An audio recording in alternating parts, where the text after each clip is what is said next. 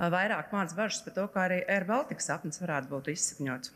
Komisijas sēdē piedalījās ministrijas pārstāvi no satiksmes ministrijas un arī finanšu ministrijas. Un man par nožēlu jāsaka, neviens nevarēja atbildēt uz jautājumu, kāds visu šo gadu laikā ir bijis valsts kopējais ieguldījums Air Balticā, kādas naudas, kur un kādā veidā vispār ir ceļojušas un gājušas. Neviens. Ne satiksmes ministrija sauc kaut kādus mistiskus 50 miljonus. Nesmīdiniet mani.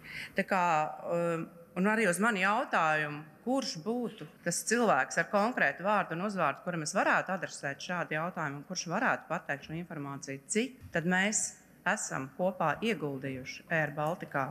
Ziniet, kāda bija satiksmes ministrijas atbilde par to, kurš varētu atbildēt? Varētu atbildēt ministrija, varētu atbildēt valde un varētu atbildēt padome.